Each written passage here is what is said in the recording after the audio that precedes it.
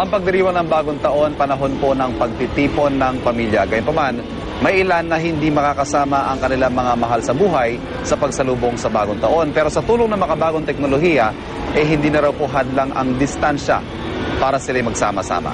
May report si Tina Panganiban Perez.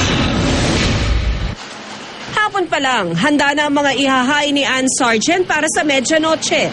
Mga pamangkin daw niya ang kasama niyang sasalubong sa bagong taon mamaya. Nakagawian na raw ng kanyang pamilyang magsama-sama sa okasyong ito. Pero mamaya, wala ang kanyang mga anak. Sa probinsya raw magbabagong taon ng mga ito dahil naroon ang kani-kanilang sariling pamilya. Ang ina't kapatid ni Ann na noong nakaraang taon ay kasama pa niyang sumalubong sa bagong taon, sumakabilang buhay na. Gaano kahalaga na magkakasama kayo pag bagong taon? Talagang mahalaga sa amin yun dahil bagong taon, tapos yun sana yung laging masaya.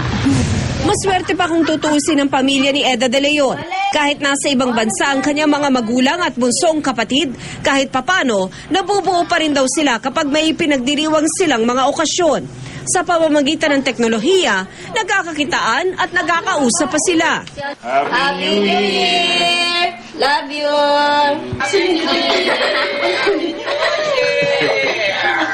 Important ang technology kasi kahit magkakalayo yung mga families, parang buo na rin, nagkakausap kayo, nagkakakitaan kayo, lalo na pag Christmas and New Year. Kahit ang mga kaanak ni Eda sa ibang bansa, sinusulit ang mga makabagong paraan ng komunikasyon. Kung walang technology,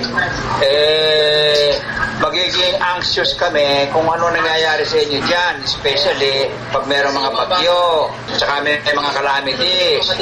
Special occasion para makagreet ka ng katulad ng Pasko, nakausap ng aking ina na 96 years old na. Saka lahat ng mga kapatid ko, tsaka mga pamangkin dyan sa Pilipinas. Wala nang masasaya pa sa pagbubuklod ng magkakamag-anak, lalo na kapag may malalaking okasyong ipinagdiriwang. At dahil sa teknolohiya, wala nang dahilan at hadlang sa pagkakaisa ng isang pamilya kahit pa magkakalayo sila sa isa't isa. Tina Panganiban Perez, GMA News.